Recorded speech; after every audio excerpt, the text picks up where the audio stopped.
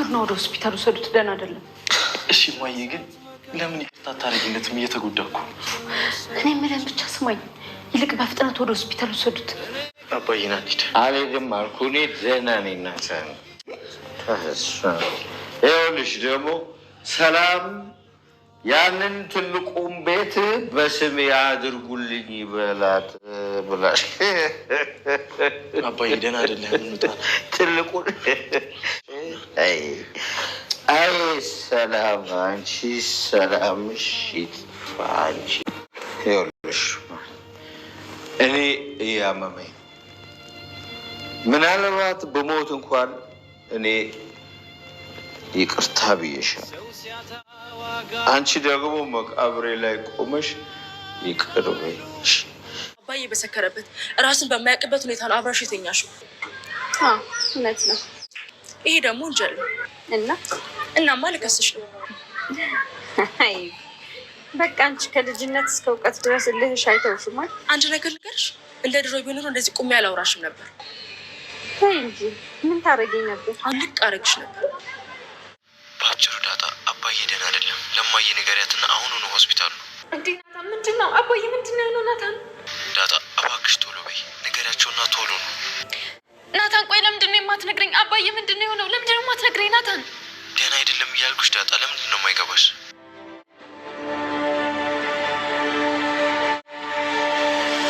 የሆነ ቀን በጣም ቆንጆ ልጅ ነሽ ምናምን አለ። ይሄማ የሆነ ነገር አለው። አዎ ዳጣ፣ የሆነ ነገር አለው። እንደውም እኔ ቤቱን በስም ያዞርልኛል። አዎ ዳጣ፣ እሱ ብዙ ቤት ነው ያለው። ለሁለት ልጆች አንድ ቤት ቢሰጠኝ ታዲያ ምንድን ነው ጥፋቱ? ደረጀ በመጨረሻ እንግዲህ በባለፈው በመኪና የተገጨ ታውቃላችሁ። ምክንያቱም ሰክሮ ስለነበረ ማለት ነው። እንግዲህ በድጋሚ ሰክሮም ወደ ቤት መጥቶ ብዙ ነገሮችን እንግዲህ ተናግሮ ነው የሄደው። በስካር መንፈስ አቤት ስካር፣ አቤት ስክር፣ ሆድ አባውን ብቅል ያወጣዋል አለ እንዴ። ሁለቴ የተሳሳትኩት አንድ ቀን ብቻ አይደለም፣ ሁለቴ በህይወት ዘመኔ እኮ ሁለቴ የተሳሳትኩት እያለ ነበር ማለት ነው። አንዴ ነው ብሎ መጀመሪያ ወይኔ መከራችን። እኛ እኮ ማለት ነው ጋይዝ ያገባን ተጨቀን ሞት እንዳረ ፍትለኛ እንዴ ጋይዝ። አሁን ባንዲቱ አሁን ማለት ማን ነው? ይቅርታ ጋይሶች ማርቲ አሁን እንደ ማንም ብላ ለደረጀ እንግዲህ ይቅርታ ታደርግለት ነው። ስለዚህ ይቅርታ ብታደርግለትም የሆነው ነገር ትንሽ አስቸጋሪ ነው፣ ወይም ደግሞ የሚሆነው ነገር ዝም ብሎ ሲታይ ትንሽ አስቸጋሪ ነው ማርያምን የምር ማለት ነው። ምክንያቱም ለምን ታውቃላችሁ? አሁን በዚህ በሰላም የልጅ ጉዳይ ኦኬ ሆነ እንበለውና ነገር ይሻለፈ። ግን ከዚህ የከፋው ምን ታውቃላችሁ? የዳጣ ጉዳይ እሱስ ነገር ወይ ባንዲ ፊት ሁለቱንም ተወቅና ነገሩ ይሹ ለምን ትርምስምሱ አይወጣም እንዴ ጋይስ? ምን ነው እንዴ?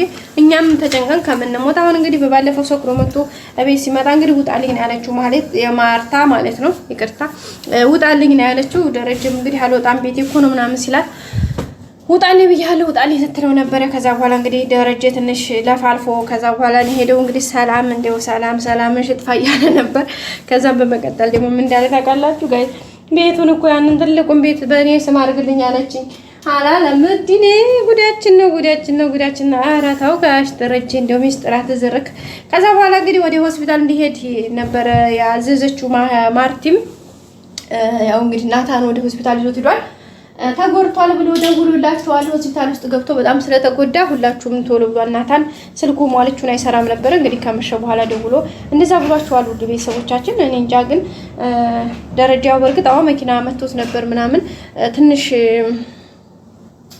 ነው እያለች ነው እንግዲህ አላቅም። ብቻ ደረጀ እውነት ያኔ ትንሽ ጭንቅላቱ ስለተመታ ምናምን ብሏል። ኦፍኮርስ አዎ ጭንቅላቱ ይመታ ይችላል። ያው ይሄን ያክል ግን ለከፋ አደጋ የሚሰጠው አይደለም። ምናልባት ግን ናታን እዚህ ጋር ነገሩን ያዝ አበቅ ሊያደርገው ይችላል ብዬ አስባለሁ። አንደኛ ከሐኪሞች ጋር ተነጋግሮ፣ ሁለተኛ ደግሞ ያለውን ነገር ለማስተካከል ያው ለርቅ ሰላምን ለማውረድ ምናልባት ሲስተማቲክ ተጠቅመው ሊሆን ይችላል።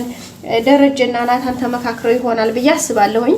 ያው ደረጀ እንዳልኳችሁ ምናልባት ስካሩ ሲለቀው ይሄን ያክል የከፋ ችግር ይገጥማል ብዬ አላስብም። በእርግጥ አሞት ነበረ ደም ምናምን ሲያስተፋው ነበር በሰዓቱ፣ ግን ይሄን ያክል የከፋ ችግር ላይ ጥሏል ብዬ አላስብም። ከሆነም ደግሞ እንግዲህ የምናየው ነው የሚሆነው። እንግዲህ ነገ ስለሚል ግን ከባድ ነው ታውቃላችሁ። አንዳንዴ የህይወት መስመሯ በምን አይነት መልኩ እንደምትወስዳቸው አይታወቅም። እንግዲህ አሁንም ድጋሚ ይቅርታ አድርግልኝ፣ በቃ ተሳሳትኩ፣ ልጅ ወለድኩኝ እንጂ የሰው ህይወት አላጠፋሁኝ፣ በቃ ተሳሳትኩኝ፣ ምንድን ይሄን ያክል እያላት ነበረ በስካር መንፈሱ ደረጀ። ለማንኛውም ሰው እንዳይሆን የለም እኔ ብዙ መኪና መጥቶኝ ስለነበረ ሞትም እንዳንቺ ጨከነብኝ፣ አንቺም ይቅርታ ብልሽም ቢያልሽኝ ሞትም ደግሞ ጨከነብኝ። ስለዚህ ለማንኛውም እኔ ምናልባት እንኳን በሞት ይቅርታ አድርጊልኝ፣ አንቺንም ደግሞ ሞት አፋንተን መቃብር አፋፍ ላይ ሆኜ ይቅርታ አድርጌልሻለሁኝ እያላት ነበር ማለት ነው። ማርታም እንግዲህ ውስጧ በጣም ተሰብሯል። በጣም ብዙ ነገር ህመም እንትን አለባት። ይሄ ደግሞ ያኔ ያለ አይደለ ይሄ መከዳቱ በጣም አሟታል። ለዛውም ደግሞ ከቤት ሰራተኛዋ በዛ ላይ ደግሞ አሁን ላይ በስካር መንፈሱ ደረጃ ትንሽ የቀባጠራቸው ነገሮች አሉ። እንዳጠቃላይ እሱ ነገር ሲደማመር ትንሽ ከባድ ነው። ውድ ቤተሰቦቻችን እንግዲህ ቀጣይ ሁሉም ነገር ደግሞ ይስተካከላል ብለን እምነት አለን። እንደ እግዚአብሔር ፈቃድ ይስተካከላል። ናታን ምናልባት ይሄን ነገር ለማስተካከል የእርቅ ሲስተም ለማምጣት ይሆናል ብዬ አስባለሁኝ ደውሎ እንደዛ ያለው። ምክንያቱም እሱን ይሄን ያክል የከፋ ድጋሚ እነሱን የሚያስጠራ ምናምን የሕክምና ኬዝ ያገኘዋል ብዬ ደረጃን አላስብም። እንዳልኩት ያው ነገሮችን ለማስተካከል ነገሮችን ያው የሆኑትን ነገር እንትን ለማለት የታሰበ ነው ሊሆን ይችላል የሚል ሀሳቡ አለኝ ማለት ነው። ውድ ሀገሬ ልጆች ቀጣይ እንግዲህ ሁሉም ነገር ተስተካክሎ መልካም እንደሚሆን ሁሉም ነገር በጥሩ ሁኔታ እንደሚካሄድ እንግዲህ ሙሉ ተስፋ አለን ማለት ነው። ውድ ቤተሰቦቻችን በቀጣይ እንግዲህ አዲስ ነገር ይዘን የምንመጣ ይሆናል። እንግዲህ ሁላችንም ደረጃ በተለይ ምንም መሆን የለበትም። ምክንያቱም በዚህ ሁኔታ ያው ማርቲና ደረጃም በዚህ ሁኔታ መለያየት የለባቸውም። ቤተሰቡ አይታችኋል፣ ልጆቹ ምናምን በጣም ነው የሚያሳዝኑት። የቤተሰብ መፍረስ የእናትና የአባት ጸብ ለነሱ ብቻ አይደለም ጸቡ ችግሩ ታውቃላችሁ አይደለ? የነሱ ምናልባት የሆነ እንደውም ለነሱማ ቀላል ነው። ምክንያቱም ባለ ጉዳይ ስለሆኑ ምንም በማያውቁት ወይ ምናልባት አንዱ አጥፍቶ ነው አይደለ? ያኛውም ደግሞ በዛኛው ጥፋት ተበሳጭቶ ሊሆን ይችላል ትዳር የሚበጠበጠው። ግን መካከል ላይ አንዱንም የማያውቁ ህፃናት ልጆች እዚህ ጋር ይጎዳል ታውቃላችሁ። ምንም የማያውቁ ልጆች አሁን ልጆች በእናትና በአባት ፍቅር አንድ ላይ ማደግ እያለባቸው በቃ ብዙ ነገር ማግኘት ያለባቸውን ነገር ማግኘት እያለባቸው በእነሱ በሁለት ሰው በእነሱ ችግር ምክንያት መካከል ያለው ቤተሰብ ልጅ አጠቃላይ ቤተሰብ ይጎዳል እና ያው እንግዲህ በጣም አስቸጋሪ ነው። ስለዚህ ያው ማርቲም እንግዲህ ለልጅ ምናምን ልጆቹስ ቤተሰብስ ቤቱስ ንብረቱስ ምናምን ሲሉ ነበርና ያው ያለው ነገር እንግዲህ ምንም ማድረግ አይቻልም። ለሁሉም ነገር ግን ያው ለበጎ ነው ብለን ተስፋ እናደርጋለን። የሆነው ነገር ትንሽ አስቸጋሪ ነው።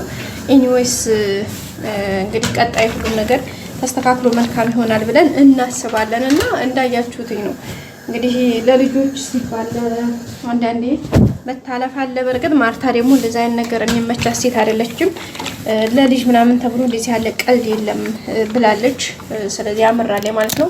እንግዲህ አብጌል ደረጃ ለማስታረቅ ሞክራ ነበረ። ማርታንም ስትላትም ብላታለች። ከዛ ሚዲያ እንግዲህ ሰላምን ምንድነው እንደዚህ ያረግሽው አባቴ ለምንድን ነው ያረግሽው ብላ በጣም ቀውጣ ነበረ። ሰላም እንግዲህ እንዳያችኋት ምንም ድንጋጤ የላትም። ጭራሽ አይኗን በጥረጫ አጥባ አረባክሽ ከዛስ የለቆንስ አባትሽን መዘዝ ውስጥ እንዳትከቸው አለቻት። እናንተ አንገፋን ቀንጠስ አረገች። ወይኔ ጉዲ ትግስቱ ስጠይ ማለት ይሄኔ ነው። እንዴት